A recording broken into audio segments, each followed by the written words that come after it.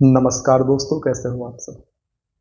दोस्तों, हम सभी जानते हैं हम अपनी इस वीडियो सीरीज में चर्चा कर रहे हैं एमपीपीएससी प्रीलिम्स एग्जाम की यूनिट 7 के बारे में।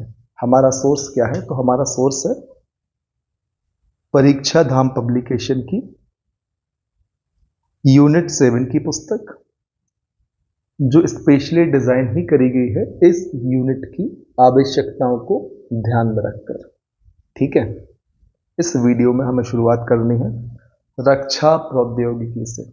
ठीक है, तो देखते हैं कहां तक हमारी कहानी पहुंच पाती है, जिसके अंतर्गत हम देखेंगे थल सेना, नौसेना, वायुसेना में रक्षात्मक दृष्टिकोण से, आक्रामक दृष्टिकोण से किन किन हथियारों का, किन युद्धपोत, विमान, मिसाइल, युद्ध टैंक आदि का उपयोग होता है।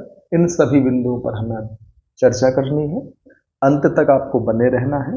सारे वीडियोस आप हमारे इस सीरीज के देखें ताकि कंप्लीट यूनिट 7 की तैयारी में आपको सहायता मिल सके। ठीक है, नौ थल सेना के अंतर्गत हम किन किन बिंदुओं पर चर्चा करेंगे? हम बात करेंगे मिसाइल के बारे में, युद्ध टैंक के बारे में।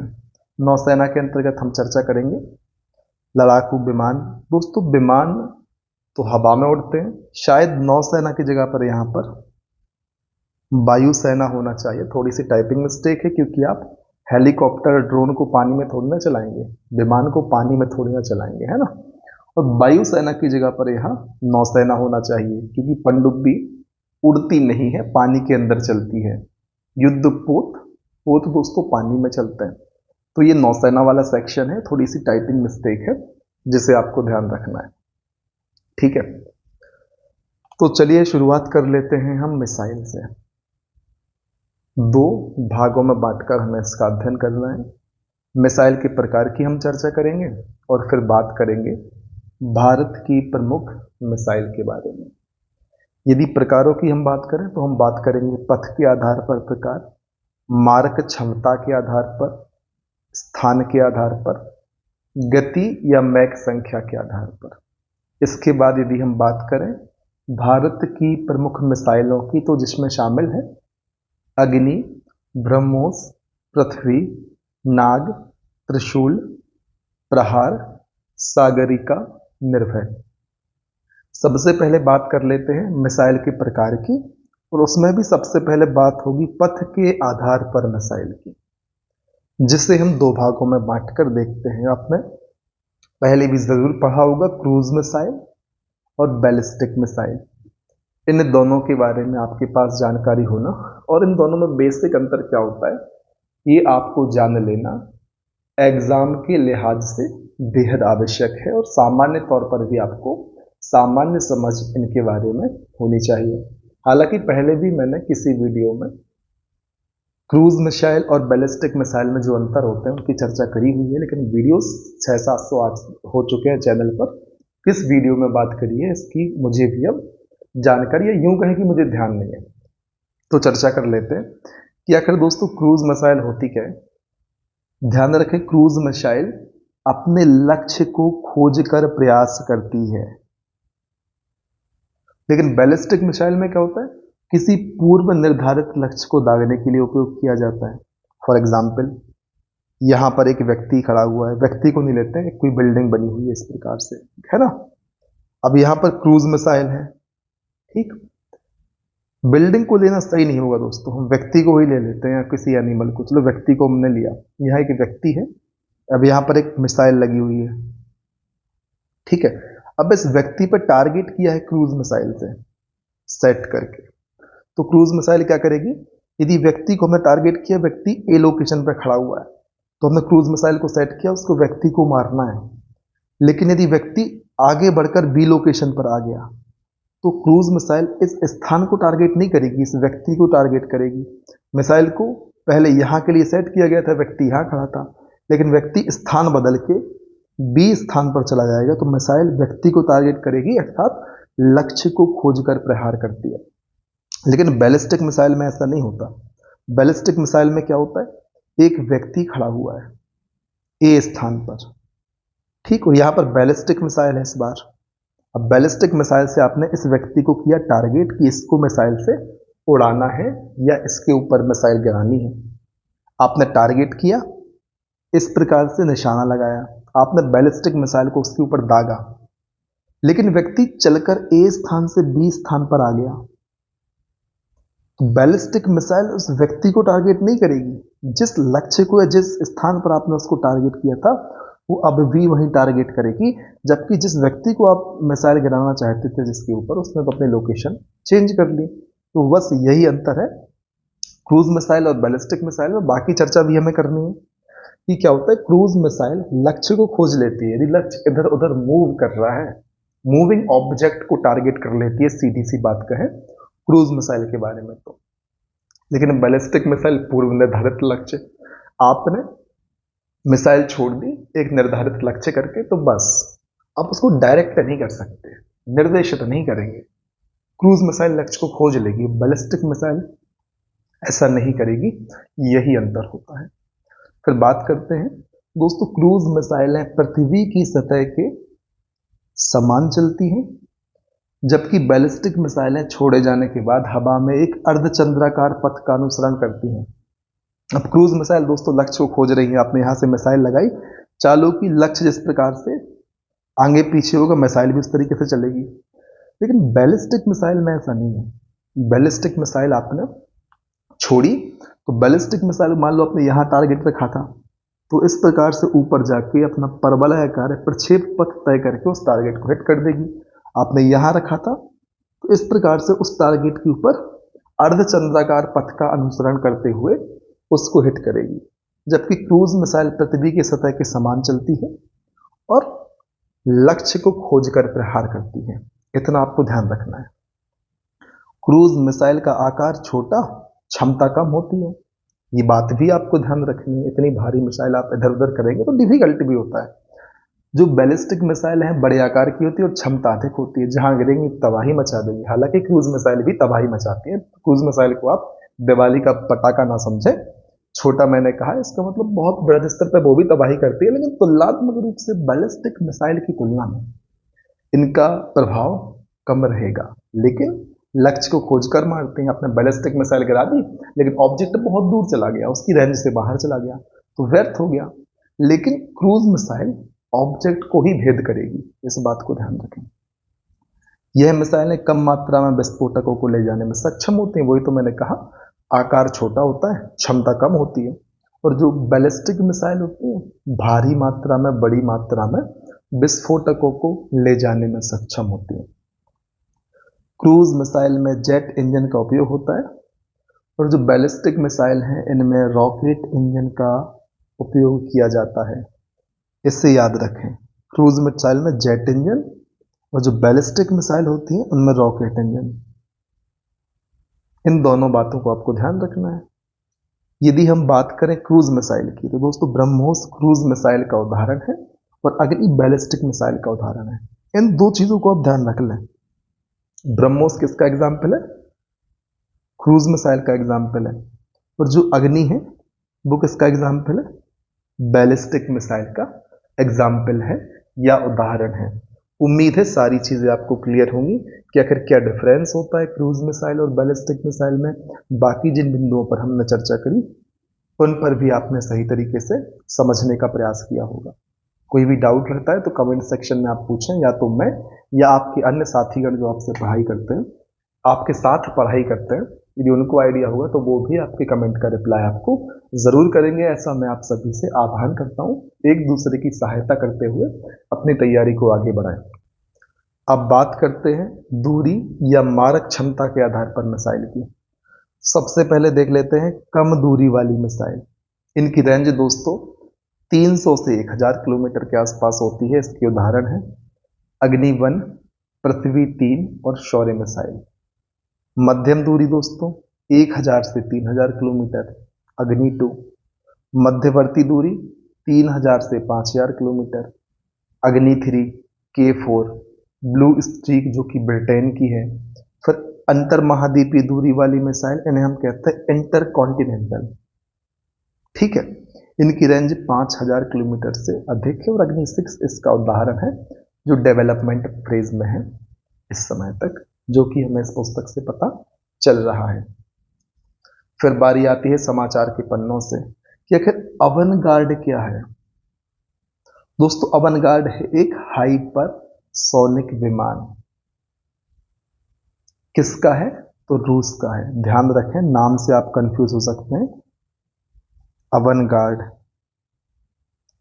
अवनगार्ड क्या है? एक हाइपरसोनिक विमान है जिसका परीक्षण किसने किया है?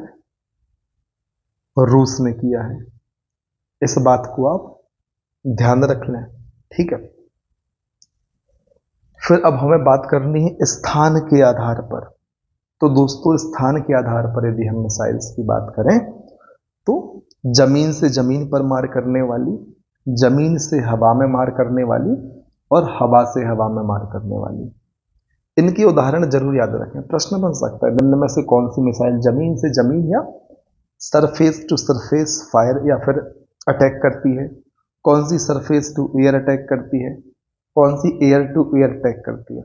इस प्रकार से प्रश्न बन सकते हैं, तो इन्हें भी आप ध्यान रखें। जो पृथ्वी, अग्नि, ब्रह्मोस, धनुष, प्रहार, ये सभी जमीन से जमीन पर अटैक करने वाली मिसाइलें हैं। आप ध्यान रखें, पृथ्वी पर हम खड़े होते हैं धनुष चलाने के लिए। अब जमीन मान लें पृथ्वी को, आपको याद हो जाएगा।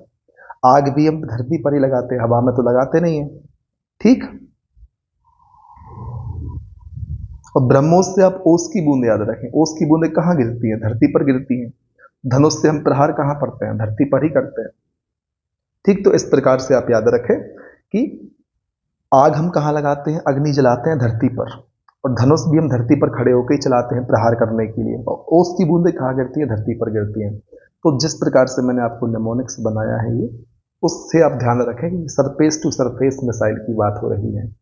अब जमीन से हवा की बात करें तो दोस्तों त्रिशूल, त्रिशूल किस प्रकार से होता है? इस प्रकार से होता है उसका शेप ना। तो धरती और आकाश दोनों में रहता है, तो जमीन और हवा दोनों में रहता है।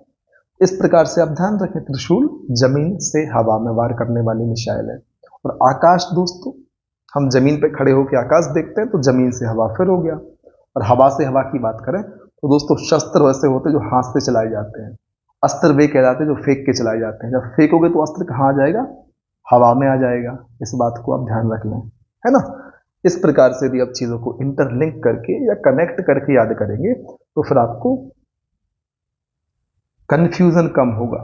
इसलिए मैं आपको चीजों को कई बार रिलेट करके बताता हूं, नेमोनिक्स के माध्यम से बताता हूं, ताकि आपको कंफ्यूजन ना हो। कंफ्यूजन हो भी तो आपको वो नेमोनिक्स याद आ जाए और आप बड़ी सहजता से सही आंसर को टिक कर लें, ठीक है। इतना आप ध्यान रखें और इसी प्रकार से आप भी प्रयास कर सकते हैं। अब अगला टाइप हमें देखना है, गति या मैक संख्या के आधार पर मिसाइल के प्रकार को देखना है, ठीक है। तो दोस्तों सबसे पहले बात करेंगे सबसोनिक मिसाइल की। यहां पर 3 मिसाइल हैं, एक है सबसोनिक, एक है सुपरसोनिक और एक है हाइपरसोनिक। सबसोनिक मिसाइल की बात करें तो दोस्तों इन मिसाइल की चाल ध्वनि की चाल से कम या 1 मैक संख्या से कम होती है। अब आप हमें बताएं तो फिर ध्वनि की चाल क्या होती है? सबसोनिक मिसाइल क्या कहलाती है? वे मिसाइल जिनकी चाल ध्वनि की चाल से कम या 1 मैक संख्या से कम होती है। इनके उदाहरण हैं निर्भय जो कि भारत का है, टॉम हॉक जो कि अमेरिका की है, और एक्सोसल जो कि फ्रांस की है। फिर बात करते हैं सुपरसोनिक मिसाइल की। इनकी चाल ध्वनि की चाल से अधिक या 1 मैक संख्या से अधिक होती है। इसका उदाहरण ब्रह्मोस है। फिर बात करते हैं हाइपरसोनिक मिसाइल की। इनकी चाल ध्वनि की चाल से 5 गुना या 5 मैक संख्या से अधिक होती है। अब ध्यान क्या रखना है आपके लिए, सबसोनिक मिसाइल की चाल क्या होगी? 1 मैक से कम होगी, ठीक। सुपरसोनिक की क्या होगी? 1 मैक से 5 मैक के बीच होगी। हाइपरसोनिक की 5 मैक से अधिक होगी। इसे आप ध्यान रख लें, पेपर में सीधा प्रश्न बनता है हाइपरसोनिक में चाल कितनी होती है। याद रखेंगे तो फायदे में रहेंगे, अदरवाइज परिणाम घातक आपके लिए हो सकते हैं। उदाहरण की बात करें, भारत में ब्रह्मोस 2 का विकास इस श्रेणी में किया जा रहा है। किस श्रेणी में? हाइपरसोनिक मिसाइल की श्रेणी में, जिसकी चाल 5 मैक संख्या से अधिक रहने वाली है, या ध्वनि की चाल से 5 गुनी रहने वाली है। एक ही बात है ना। अब बात करते हैं कि सर आपने बहुत मैक संख्या कर लिया, आखिर ये मैक संख्या होती क्या है? तो चलिए इसकी चर्चा भी हम कर लेते हैं। दोस्तों, किसी माध्यम में किसी पिंड की चाल तथा उसी माध्यम में ताप व दाब की उन्हीं परिस्थितियों में ध्वनि की चाल के अनुपात को उस माध्यम में उस वस्तु की मैक संख्या कहते हैं। मैक संख्या क्या है दोस्तों? किसी माध्यम में पिंड की चाल बटे उसी माध्यम में ध्वनि की चाल। एक पर्टिकुलर माध्यम में कोई मीडियम है, वहां पिंड की चाल बटे ध्वनि की चाल, उसे हम कह देते हैं मैक संख्या। यदि मैक संख्या 1 से अधिक है तो पिंड की चाल सुपरसोनिक, 5 से अधिक है तो हाइपरसोनिक, 1 से कम है तो सबसोनिक। यही सारी चीजें यहां पर लिखी हुई हैं, जिसे आप ध्यान से देखें। उम्मीद है सारी चीजें क्लियर होंगी। हमने बात करी मिसाइल के प्रकार के बारे में। फिर बात करते हैं भारत की प्रमुख मिसाइलें कौन कौन सी हैं। ठीक है, बेसिक चीजें आप ध्यान रखने का प्रयत्न करें। सबसे पहले बात करेंगे पृथ्वी की। हमने चर्चा कर ही ली थी, पृथ्वी है सरफेस टू सरफेस, अर्थात सतह से सतह पर मार्क करने वाली कम दूरी की बैलिस्टिक मिसाइल है। 2 पॉइंट याद रखना है, पहला सतह से सतह मार करती है और दूसरा बैलिस्टिक मिसाइल है। प्रथम परीक्षण 1988 को चांदीपुर से किया गया था। चांदीपुर कहाँ है, किस स्टेट में है, आपको ये बता देना है। पृथ्वी के दोस्तों 3 संस्करण हैं, पृथ्वी 1, 2 और 3। 1 थल सेना का संस्करण है, 2 वायुसेना का है, 3 नौसेना का है। 1 से तो आप ऐसा याद रखें, 1 मतलब जंगल, जंगल तो जमीन पर ही होगा, थल पर ही होगा। तो दोस्तों जो पृथ्वी 1 है उसकी मारक क्षमता 150 किलोमीटर है। पृथ्वी 2 वायुसेना का संस्करण है, इसकी मारक क्षमता 250 किलोमीटर, 3 का 350 किलोमीटर है, जो कि नौसेना का संस्करण है। हमने बात कर ली पृथ्वी मिसाइल के बारे में, सरफेस टू सरफेस कम दूरी की बैलिस्टिक मिसाइल है। उम्मीद है इतनी बातें आपको ध्यान रहेंगी, जो कि आपके एग्जाम के लिहाज से बहुत आवश्यक है। अब बात करते हैं अग्नि की। तो दोस्तों भारत की लंबी दूरी तथा इंटरमीडिएट रेंज की बैलिस्टिक मिसाइल है। अग्नि भी दोस्तों बैलिस्टिक मिसाइल है, फ्लो में आप इसे क्रूज मिसाइल मत टिक कर देना, बात चल रही है अभी अग्नि की। ठीक है, अग्नि जमीन से जमीन पर मार कर सकने वाली मिसाइल है। अग्नि 6 रडार की पहुंच से बाहर होगी, जो भी विकास क्रम में है, विकसित हो रही है अग्नि 6।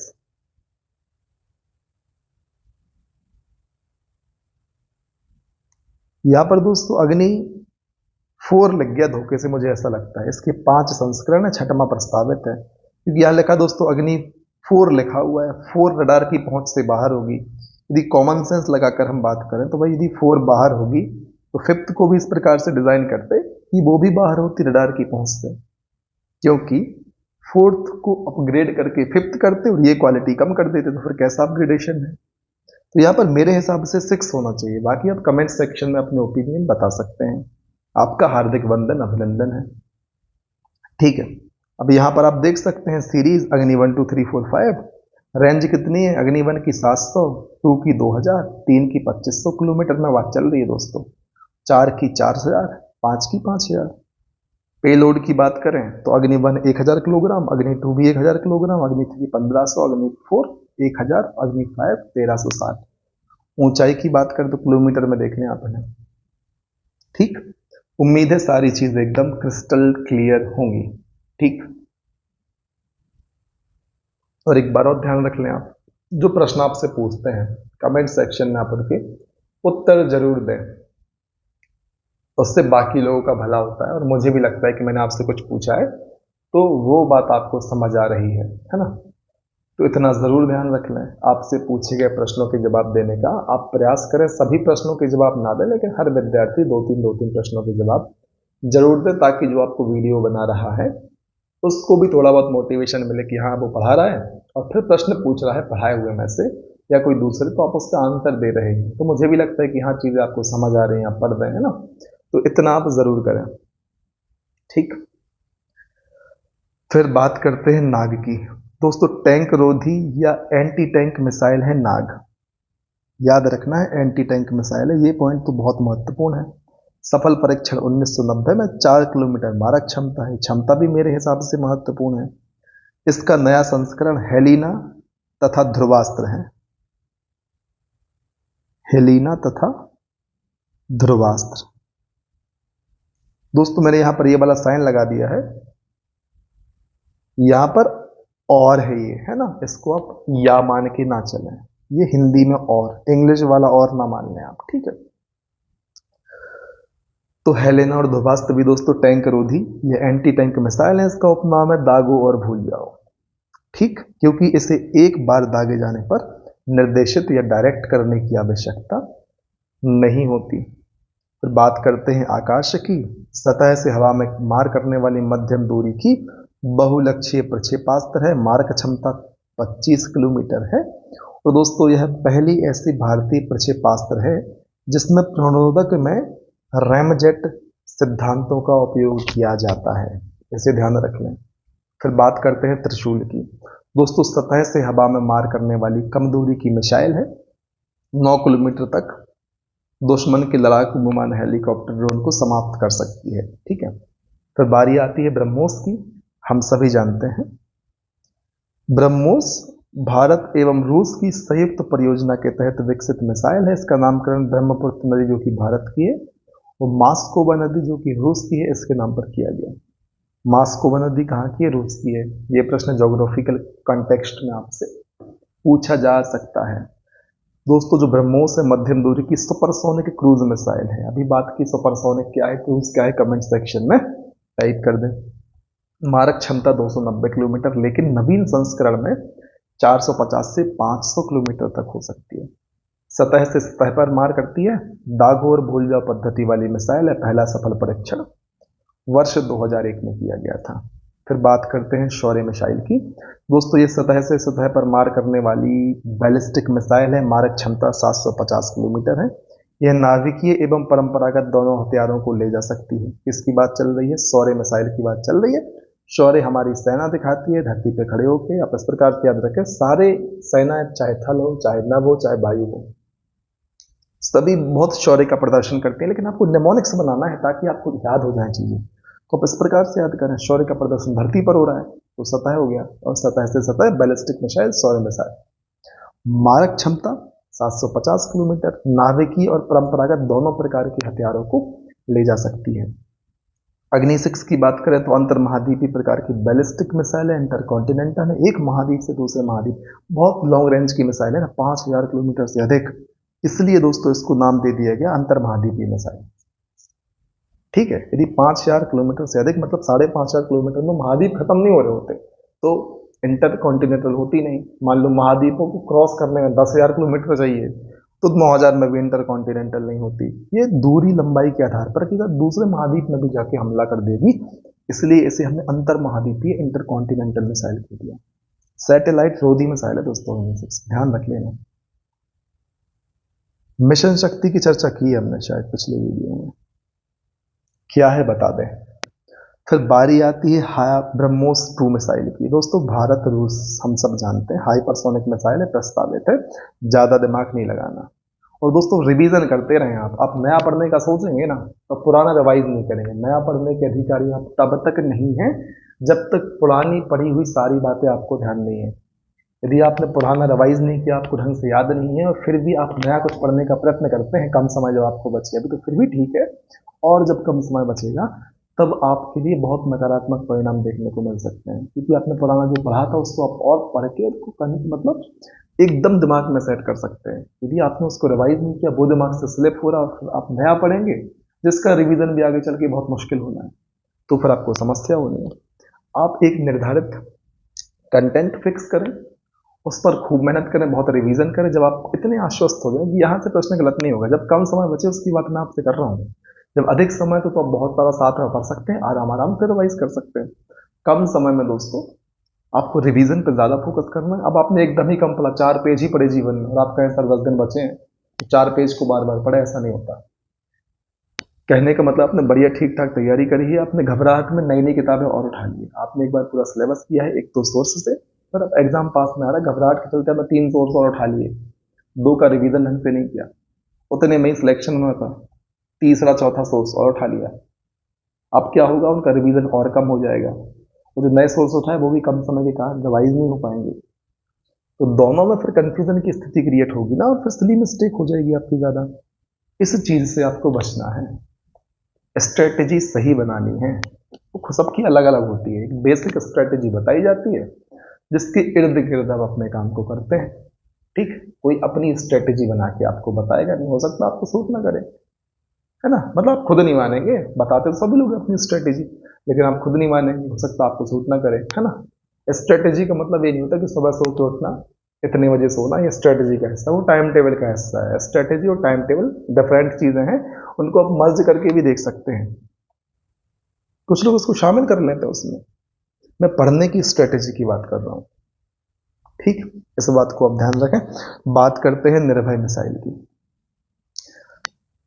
सबसोनिक क्रूज मिसाइल भारत ने बनाई, जमीन से जमीन पर ही मार कर सकती है। हम कहते हैं ना आपको निर्भय होकर सड़क पर चलना चाहिए, बिना डरे, ठीक, तो कहाँ चलोगे, सड़क पर चलोगे, सतह पर चलोगे, जमीन से जमीन पर चलोगे, जमीन पर चलते चलते हवा में तो हो नहीं जाएंगे, पंख नहीं लगे ना, इसलिए तो निर्भय मिसाइल जमीन से जमीन पर ही मार कर सकती है। मैं आपको निमोनिक्स याद करने के लिए बता रहा हूं। अब आ गया क्वेश्चन, निम्न में सतह से सतह वाली मिसाइल कौन सी है, तो आपको याद रहना चाहिए, ऐसा कुछ पढ़ा था, निर्भय बिना भय के हम जमीन पर चल पाते हैं, तो इंसान चलता है तो जमीन से जमीन पर ही चलेगा, जमीन से हवा में तो जाएगा नहीं, हम इंसान हैं, होमोसेपियंस है, होमो रॉकेट थोड़ी ना है ना कि नहीं। इस बात को आपको ध्यान रखना है। इसका निर्माण रक्षा अनुसंधान विकास संगठन, मतलब किसने, डीआरडीओ, इसने किया था। डीआरडीओ की स्थापना और निदेशक कौन है ये बताएं, अध्यक्ष कौन है ये बताएं। मारक क्षमता 1000 किलोमीटर तक है निर्भय मिसाइल की। इतनी मैंने आपसे बातें बोल दी, अब तो आप नहीं भूलेंगे भाई कि जो निर्भय मिसाइल है वो सतह से सतह पर है चलने के लिए, ठीक है,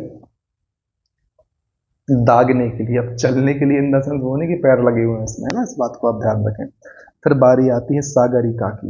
आखिर सागरिका क्या है दोस्तों, साइबेरियन लॉन्च बैलिस्टिक मिसाइल इसका कहते हैं।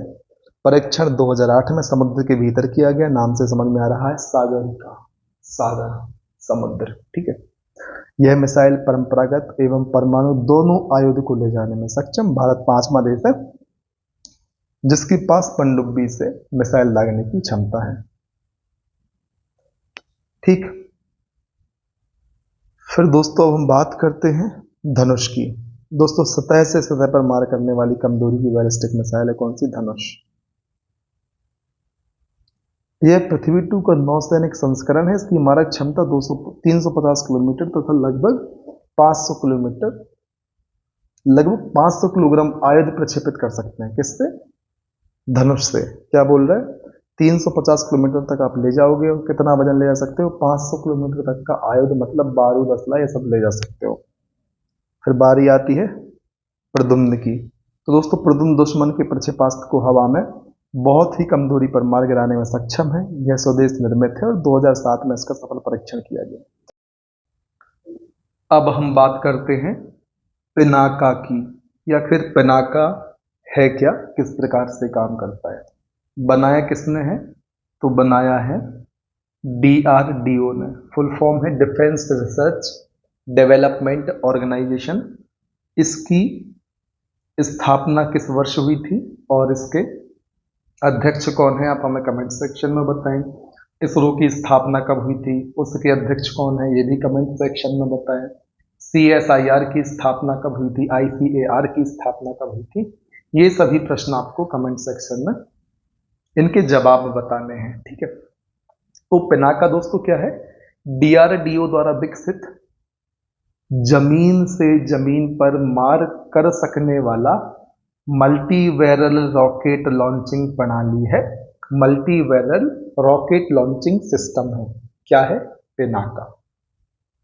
1999 में कारगिल युद्ध के दौरान इसका सफल प्रयोग किया गया था और दोस्तों भगवान शंकर के धनुष पिनाक के नाम पर इसका नाम पड़ा है। इसकी मारक क्षमता है 40 किलोमीटर, इतना आपको ध्यान रखना है। फिर बात करते हैं काली 5000 की। इसका पूरा नाम है kilo emperor liner, full form ध्यान रख लें आप। यह बार्क और डीआरडीओ द्वारा विकसित की गई है, ध्यान रखें। बार्क दोस्तों और डीआरडीओ के द्वारा काली 5000 का विकास किया गया। बार्क की स्थापना और अध्यक्ष कौन है ये बताएं। दोस्तों शक्तिशाली बीम अस्त्र है क्या? काली 5000। इसमें माइक्रोवेव उत्सर्जित होती हैं और दोस्तों यह विमानों एवं प्रक्षेपास्त्र पर लक्षित करने पर उसकी इलेक्ट्रॉनिक प्रणालियों और कंप्यूटर चिप्स को समाप्त करके उन्हें ध्वस्त करने में सक्षम है। इस प्रकार से काम करती है दोस्तों काली 5000। फिर बात करते हैं प्रहार की। तो दोस्तों यह डीआरडीओ द्वारा विकसित सतह से सतह है, ये तो आप सब में याद रख लें, ठीक है। आपको पिनाका में भी याद रखना है आपके लिए ये बात कि सतह से सतह पर मार करती है कि सतह से हवा में मार करती है, अर्थात वायु में मार करती है। तो ध्यान रखें जो प्रहार है सतह से सतह पर मार करती है, पिनाका भी सतह से सतह पर मार करती है और जो प्रहार है बैलिस्टिक मिसाइल है। मारक क्षमता 150 किलोमीटर, एक चरण वाली प्रहार मिसाइल है, इतना आपको ध्यान रखना है। तो दोस्तों इस वीडियो के लिए इतना ही। अगले वीडियो में हम अपनी शुरुआत करेंगे भारत के प्रमुख युद्ध टैंक से और अपनी चर्चा को आगे बढ़ाएंगे। तब तक के लिए आपको बने रहना है हमारे साथ, लगातार मेहनत करना है, आगे बढ़ते रहना है और तब तक नहीं रुकना है जब तक आपको आपका लक्ष्य प्राप्त नहीं होता। जय हिंद, वंदे मातरम।